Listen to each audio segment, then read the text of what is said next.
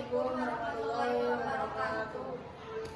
Perkenalkan, kami dari kelompok 9 ingin memperlihatkan video penjelasan tentang dampak perkembangan teknologi.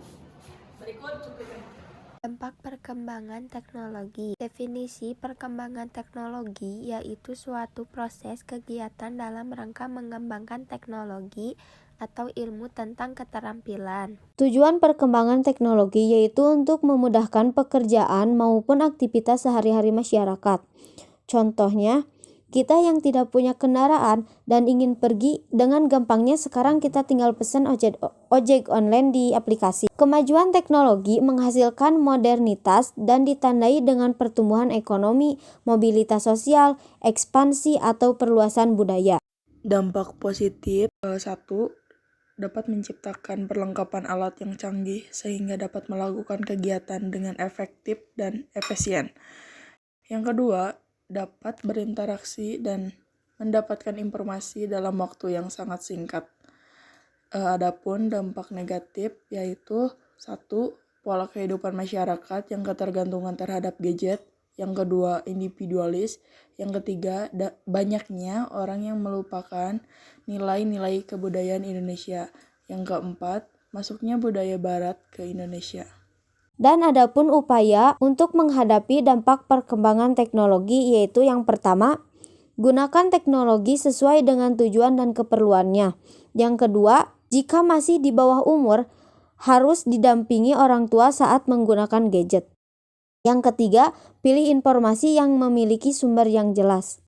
Yang keempat yaitu sebelum membagikan informasi, telusuri terlebih dahulu kebenaran informasi tersebut. Dan yang kelima, ketika bersosial media, utamakan rasa toleransi dan saling menghargai.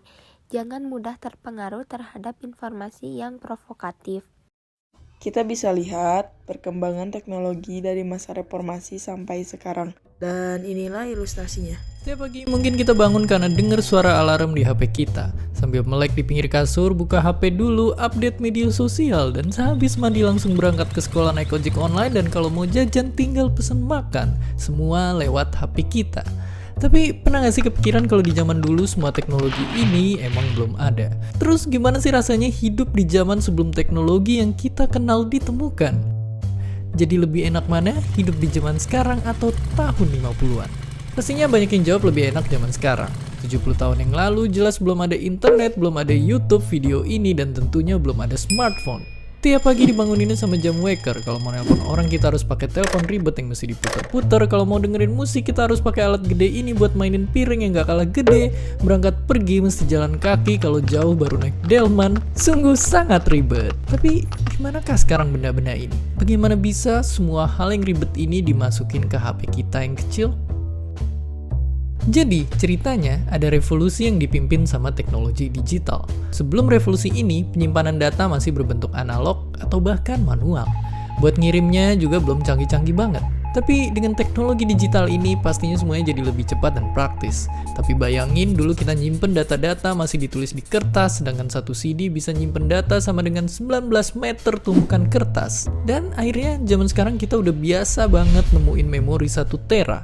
Padahal kalau dijadiin tumpukan kertas juga bakalan setinggi Gunung Everest yang ditumpuk 3. Ini karena semua data direkam dan dikirim dalam bentuk kode angka.